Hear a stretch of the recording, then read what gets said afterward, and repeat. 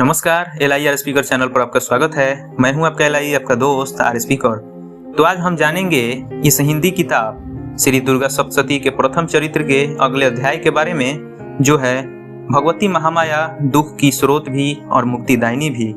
इस अध्याय में आचार्य प्रशांत ने महामाया से हमें परिचित कराया है और एक क्षत्रिय और वैश्य की मनोव्यथा को केंद्र में रखकर इस अध्याय को निर्मम बनाया है। और मेरा विश्वास है कि अगले कुछ ही मिनटों में इस अध्याय को जानने के बाद आप भी अपने परिवार के प्रति, धन व्यापार और मान सम्मान के प्रति जो भी शंकाएं हैं उसे दूर कर पाएंगे। तो शुरू करें। इससे पहले आपके पास हेडफोन या ब्लूटूथ डिवाइस है तो आप उसका यूज कर सकते हैं। तो चलिए शुरू करते हैं। आचार्य जी बोलते हैं, तो ऋषि मार्कंडेय हैं मार्कंडेय पुराण में, और वे अपने शिष्यों को शिक्षा दे रहे हैं, सुना रहे हैं, समझा रहे हैं। और शिष्यों में कौन है? पक्षी है। तो ऐसा ही है भाई, पुरुष प्रकृति को कुछ कह रहा है तो प्रकृति पक्षी का रूप लेकर भी तो हो सकती है ना। तो उसी मार्कंडेय पुराण से दुर्गा सप्तशती का प्रादुर्भाव है। तो 13 अध्याय है सप्तशती में। नाम से ही स्पष्ट है कि 700 श्लोक होंगे। और जो 13 अध्याय है ये 3 चरित्रों में बांटे जा सकते हैं। जो तीनों चरित्र है वो 3 तरह के अज्ञान, दंभ, मद और मोह रूपी राक्षसों के केंद्र में रखकर है। जो पहला चरित्र है उसमें सिर्फ पहला अध्याय आएगा, उसमें मधु और कैटब का संहार होता है। जो दूसरा चरित्र है उसमें अध्याय क्रमांक 2 से 4 तक आते हैं, जिसमें महिषासुर का संहार होता है। और फिर जो तीसरा चरित्र है उसमें 5वें अध्याय से लेकर के 13वें अध्याय तक सम्मिलित होते हैं, जिसमें शुंभ निशुंभ का संहार होता है। और वे बताते हैं कि और जो संहार करने वाली तीनों देवियां हैं वे वास्तव में महाप्रकृति के 3 गुणों का प्रतिनिधित्व करती है। प्रथम चरित्र में तमोगुणी महाकाली है, दूसरे चरित्र में रजोगुणी महालक्ष्मी है और तीसरे चरित्र में सतोगुणी महासरस्वती है। ठीक है। देश भर में जो आप देवी का स्वरूप आमतौर पर देखते हैं वो महिषासुरमर्दिनी का रूप है, वह दूसरे चरित्र से आता है। तो 13वें अध्याय वाली दुर्गा सप्तशती में जो दूसरा चरित्र है उसकी सबसे ज्यादा मान्यता और महत्व है। महालक्ष्मी का ही वो रूप जिसमें वो महिषासुर वध करती है दुर्गा कहलाती है, वही से इस ग्रंथ का भी नाम है। तो आचार्य प्रशांत एक कहानी के माध्यम से शुरू करते हैं। तो राजा सूरत हैं, वे बड़े न्यायप्रिय राजा थे और उनकी जो दंड नीति है सप्तशती कहती है कि बड़ी प्रबल थी। प्रजा के शुभेच्छु थे, जन कल्याण में सदा उत्सुक रहते थे और उनका बड़ा राज्य था। लेकिन समय की मार कोला विध्वंसी नामक एक समुदाय उनका शत्रु हो गया और इन शत्रुओं ने कम संख्या होते हुए भी राजा सूरत को युद्ध में हरा दिया। राज्य का बड़ा हिस्सा छीन लिया उनसे। तो राजा सूरत वापस अपनी राजधानी में आ गए। जब राजधानी में आते हैं वापस तो वहां पाते हैं कि उनको अब दुर्बल जान करके उनके ही मंत्री इत्यादि ने उनके विरुद्ध षड्यंत्र कर रखे हैं। बाहर वे हारे शत्रुओं से, और ऐसे शत्रुओं से हारे जिनकी संख्या भी कुछ कम ही थी राजा की सेना की अपेक्षा। ये राजा बड़े पराक्रमी थे, उनका बड़ा नाम था। तो पहले तो बाहर हारने का अपमान झेलना पड़ा, वह भी किसी छोटी सी सेना से। और जब वापस आते हैं अपने राज्य में तो यहाँ पाते हैं कि इन्हीं के लोगों ने इनके विरुद्ध षड्यंत्र रच रखे हैं। तो राजा बड़े क्षुब्ध हो गए, भीतर से जैसे टूट गए एकदम। और वो जो शत्रु थे जिन्होंने राजा के बड़े राज्य का हिस्सा छीन लिया था, अब वो राजधानी पर भी आक्रमण करने की चेष्टा करने लगे। और राजा के मंत्री वगैरह तो सब पहले ही टूटे हुए ही थे। टूटे हुए माने राजा से विमुख थे, सब सत्ता वगैरह छीनना चाहते थे। तो राजा एक दिन राजधानी से निकले, बोले कि शिकार खेलने जा रहा हूँ। भीतर से विरक्त हो गए थे, अन्यमनस्क हो गए थे। शिकार खेलने के बहाने जंगल गए और वहाँ पाते हैं कि एक मुनि का आश्रम है, मेधा मुनि। और उस आश्रम में उन्होंने एक विचित्र चीज दिखी कि कई तरीके के पशु वहाँ बैठे हुए हैं और हिंसक भी हैं, पर कोई हरकत नहीं कर रहे हैं। छोटे छोटे जो पशु होते हैं उनकी तो बात ही अलग है कि पक्षी आ गए या खरगोश आ गए या हिरन आ गए, वह तो वहाँ पर शांति से बैठे ही हुए थे ऋषि के आश्रम में। हिंसक पशु जो होते हैं वो भी जब आश्रम के आसपास आते थे तो उनकी हिंसात्मक कम हो जाती थी। राजा ने देखा वहाँ एक अपूर्व शांति थी। तो ऐसा नहीं है कि वहाँ आश्रम में अगर गाय है या हिरन है या खरगोश है तो बाहर के पशु आकर के उन पर आक्रमण कर रहे हैं। बाहर के पशु आए भी तो वह अपना कुछ खरगोश वगैरह को कुछ नहीं करते, वह अपना बस बैठे हैं। तो राजा को अद्भुत लगा, मन उनका पहले ही बेचैन था। तो वो वहाँ गए मुनि के पास और तभी पाते हैं कि एक और व्यक्ति आता है मुनि के पास। उसका नाम था समाधि और वह एक व्यापारी था, वैश्य था। और इसका एक समय पर बड़ा अच्छा लंबा चौड़ा फलता फूलता व्यापार होता था। जब इसका अच्छा व्यापार होता था तो इसकी पत्नी, इसके बेटे, इसके भाई, ये सब इसको बड़ा स्नेह सम्मान देते थे। फिर समय की बात, समाधि का जो व्यापार था वह चौपट हो गया।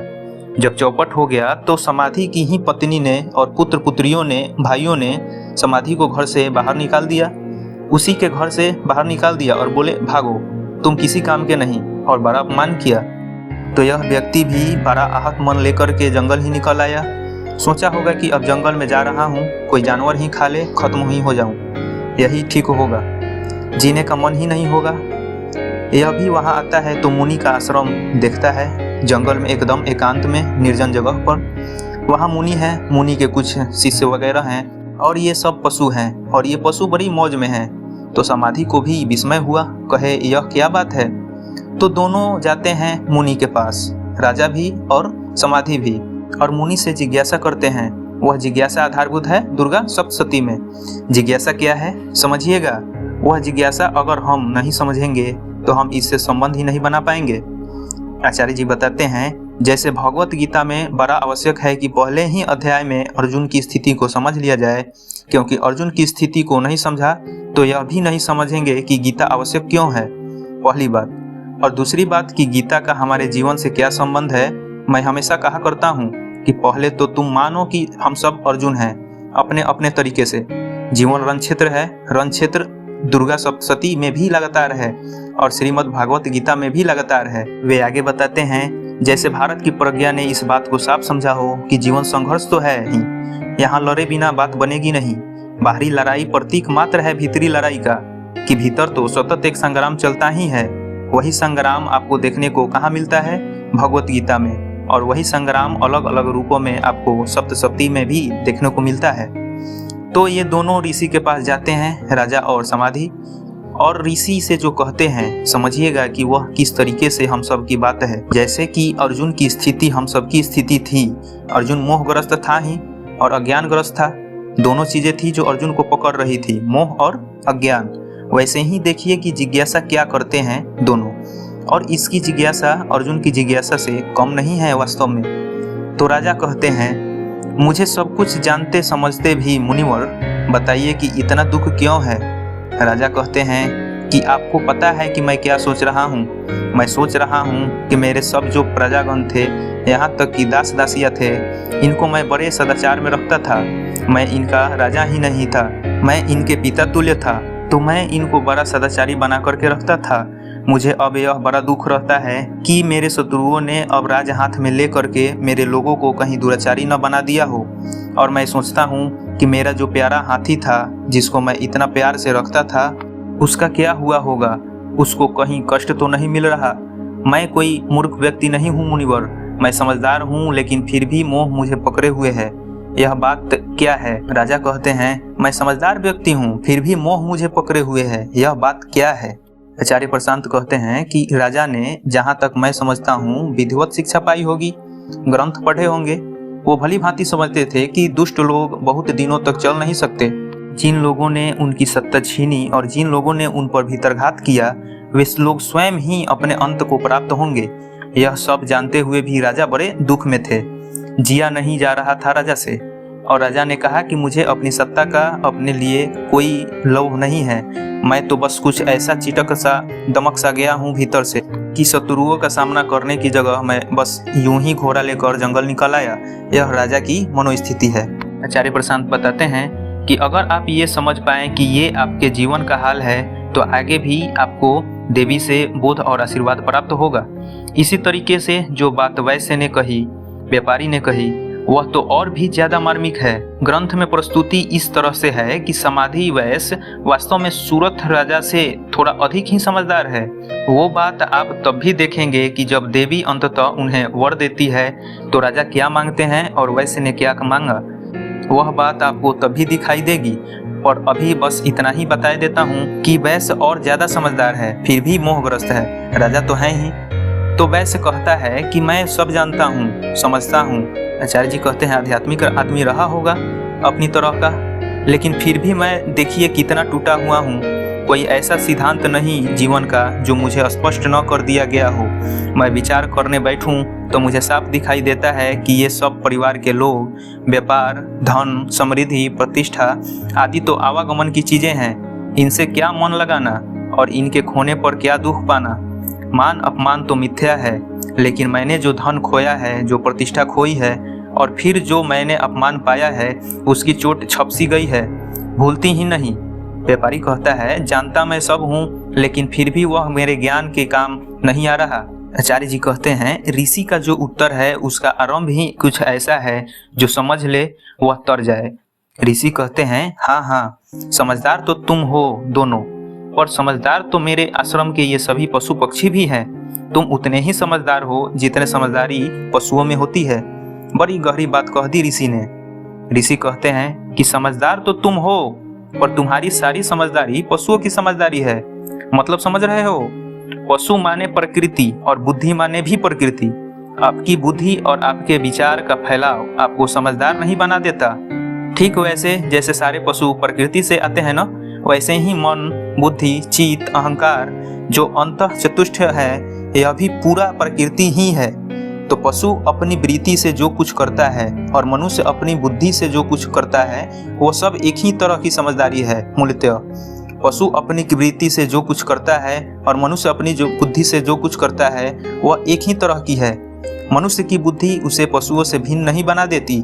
मनुष्य को यदि पशुओं से भिन्न होना है तो उसे कुछ और करना है।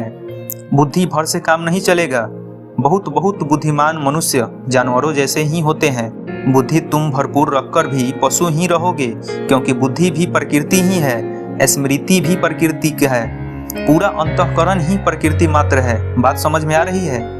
एक पशु अपनी वृत्ति पर चल करके अपने शत्रुओं को जीतना चाहता है, ठीक है। मनुष्य की भी रीति उससे शत्रुओं से उलझाती है। बस उसके पास बुद्धि है तो वह अपनी शत्रुओं से उलझने के बड़े बुद्धिमत्तापूर्ण तरीके ढूंढ लेता है। जंगल में दो पशु लड़ेंगे तो वो बस अपने दांतों से, पंजों से, सींगों से और खूरों से लड़ेंगे। दो मनुष्य लड़ेंगे तो हो सकता है दोनों के हाथ में अत्याधुनिक बंदूकें हो, AK-47। दो राष्ट्र लड़ेंगे, उनके पास मिसाइलें होंगी, बम होंगे, पर बात तो एक ही है ना। है तो यह सब हमारी प्राकृतिक वृत्तियों का निरूपण। कुछ अलग है क्या? तुम मूल में जो पशु हो वही पशु अभिव्यक्ति पा रहा है, और बुद्धि का भी अपनी अभिव्यक्ति के लिए प्रयोग भर कर रहा है। बुद्धि उसे पशु से अलग नहीं बना रही है, बुद्धि उसकी पशुता को और ज्यादा विस्तार दे रही है। और ये कितनी खतरनाक बात है, उसकी बुद्धि आपको पशुओं से अलग नहीं बना देती है। आपकी बुद्धि आपकी पशुता को और बल दे देती है।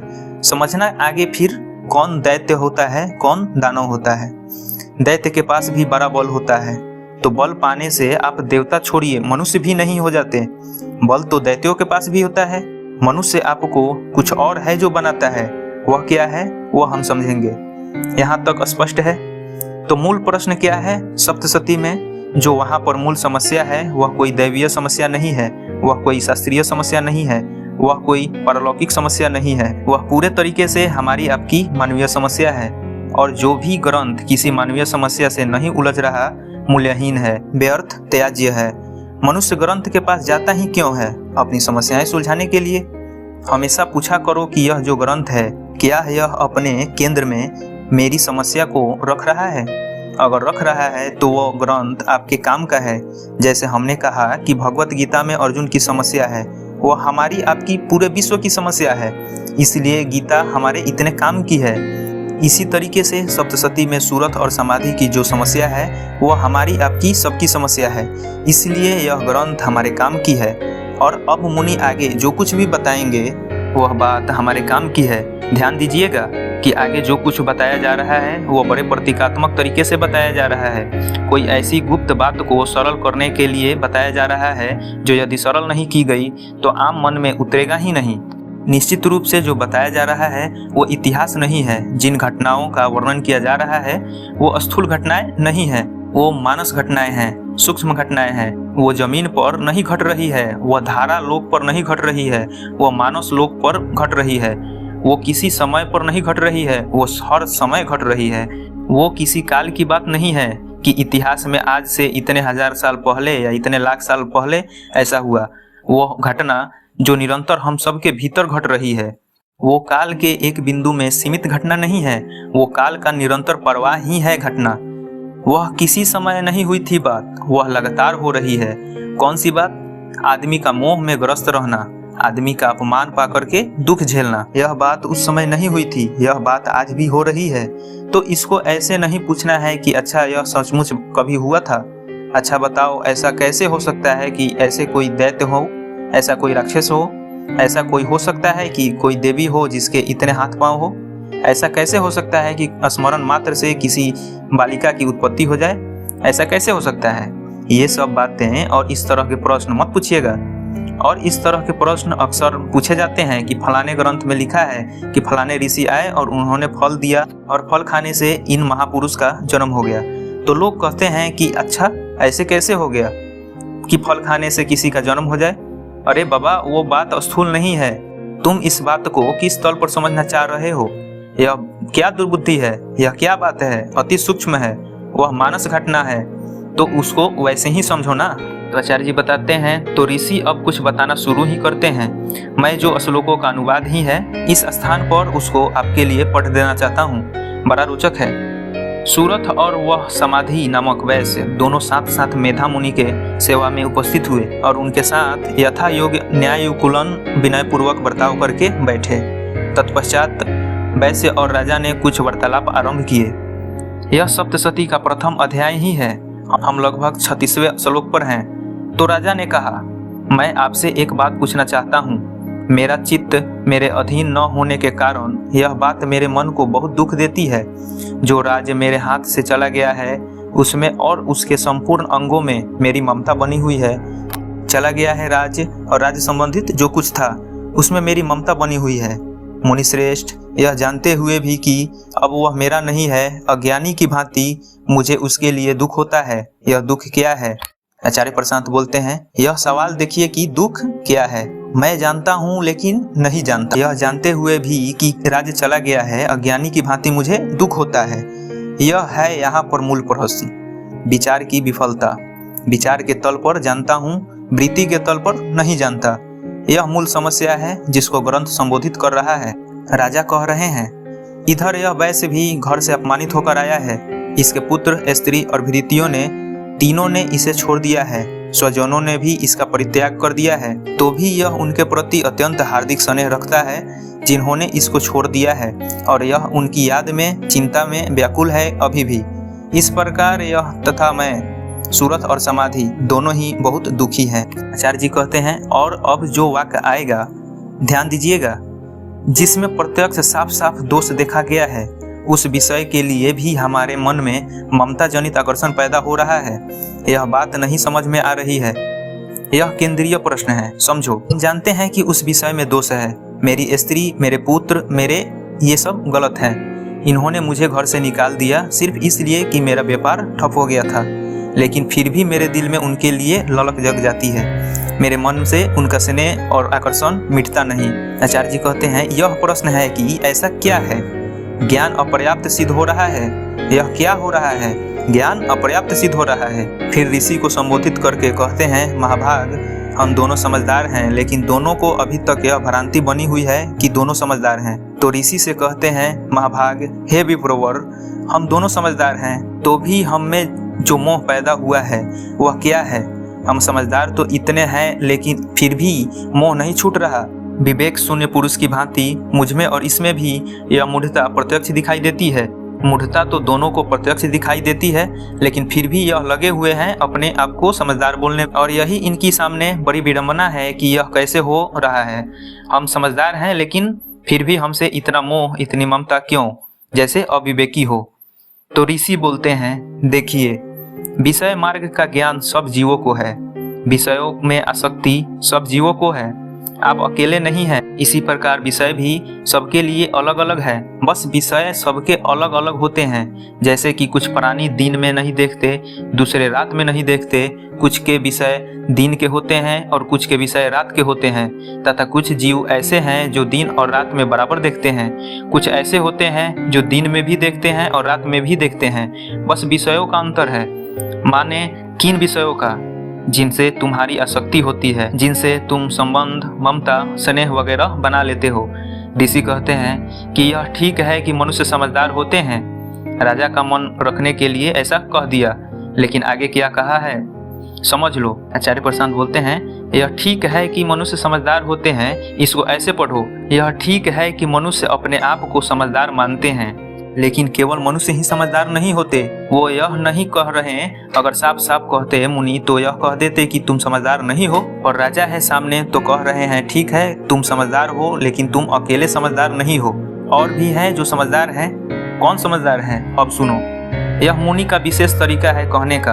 यह ठीक है कि मनुष्य समझदार होते हैं, किंतु केवल वे ही समझदार नहीं होते, पशु, पक्षी और मृग आदि सभी प्राणी समझदार होते हैं। आचार्य जी कहते हैं कि वे कह रहे हैं राजा से कि बेटा अगर तुम समझदार हो न तो मेरा यह घोड़ा भी समझदार है, इतना समझ है तुम में। अगर तुम समझदार हो तो यहाँ यह जो गाय चर रही है और यह जो खरगोश घूम रहा है यह भी समझदार है। तुम्हारी समझदारी का स्तर इतना ही है। सीधे सीधे राजा को यह नहीं कहा। शालीनता की बात है कि तुम नासमझ हो या अविवेकी हो, क्योंकि राजा को यह बात समझ में आनी होती तो स्वयं ही आ जाती, पर राजा कह रहे हैं कि हम तो विवेकपूर्ण होते हुए भी मोहग्रस्त में हैं। तो राजा से कहा तुम समझदार हो और मेरी बिल्लियां भी समझदार हैं, अब तुम खुद समझ लो कि तुम कितने समझदार हो। पशु, पक्षी, मृग आदि सभी प्राणी समझदार होते हैं।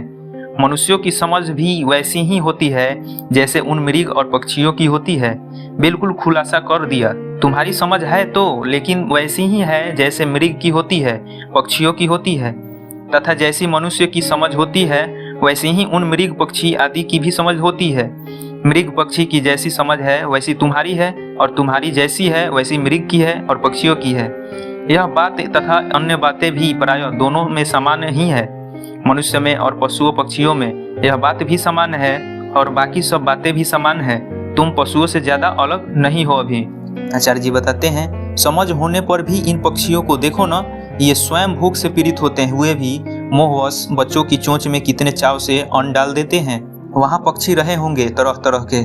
तुम कल्पना कर सकते हो कि भोर का या सांझ का समय है और पक्षी ला ला करके अपने बच्चों को दाना खिला रहे हैं, या मुर्गा है, मुर्गी है, ऋषि का आश्रम है, वो घूम रहे हैं वहाँ पर पास ही, और ऋषि उसकी ओर संकेत करके कह रहे हैं कि देखो यह मुर्गी खुद भूखी है और यह 8-10 पीछे जो चूजे हैं उनको खाना खिला रही है। तुम अकेले हो जो मोहग्रस्त हो। मादा हिरण है, उसका देखो अपने शावक से क्या संबंध है।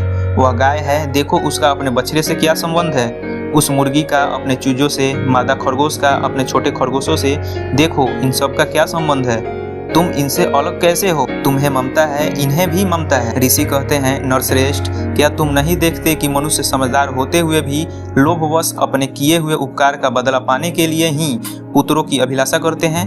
तुम कह रहे हो कि तुम्हें अपने पुत्रों से ममता है। क्या तुम्हें नहीं पता कि तुम पुत्रों की अभिलाषा करते ही इसलिए हो ताकि तुम पुत्रों पर उपकार करो और बाद में तुम्हें उस उपकार का फल मिले पुत्रों से। आचार्य प्रशांत कहते हैं कल्पना करो कि समाधि वैश्य को कैसा लग रहा होगा। जानते हो मुनि से उसने क्या कहा था?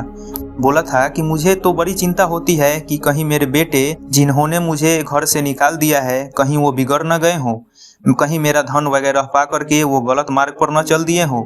तो मुनि से कह रहा था कि मुझे तो बड़े निस्वार्थ भाव से अपने पुत्रों की चिंता होती है।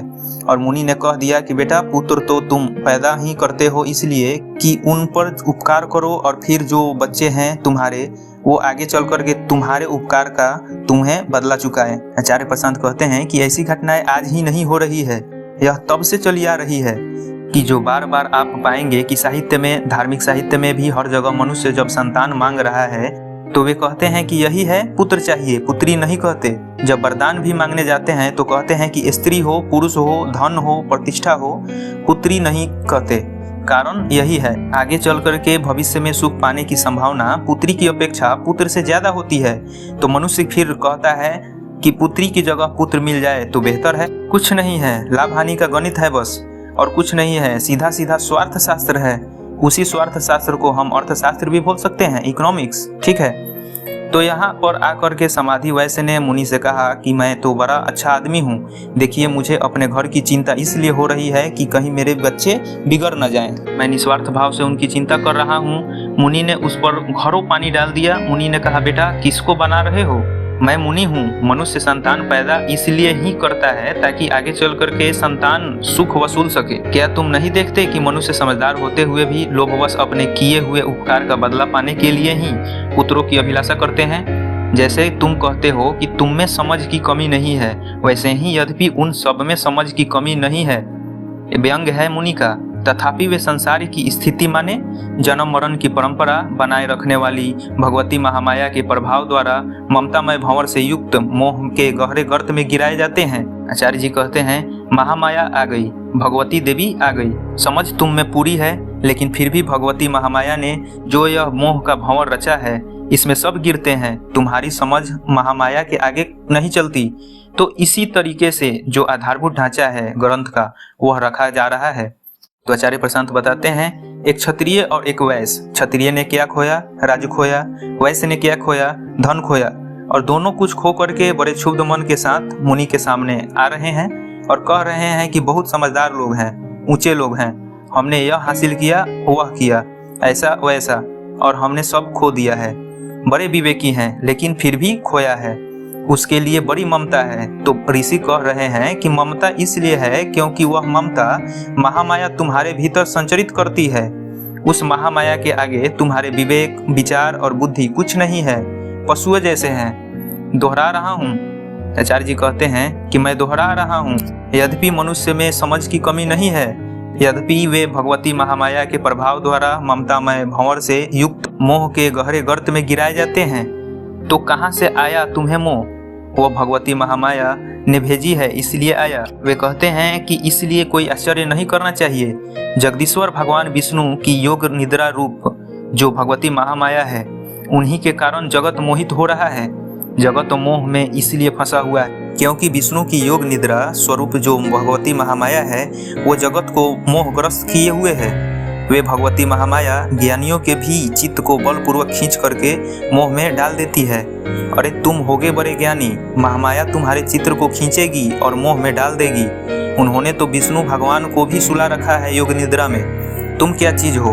भगवती महामाया ही संपूर्ण चराचर जगत की सृष्टि करती है तथा वे ही प्रसन्न होने पर मनुष्यों को मुक्ति देती है। यह जो जन्म मरण युक्त संसार है, इसकी सृष्टि भी वही करती है, और अगर प्रसन्न हो गई तो मुक्ति भी वही तुम्हें देगी। वे ही पराविद्या, संसार, बंधन और मोक्ष की हेतुभूता सनातन देवी तथा संपूर्ण ईश्वरों की अधीश्वरी है। सभी ईश्वरों की भी आधारभूत है वो।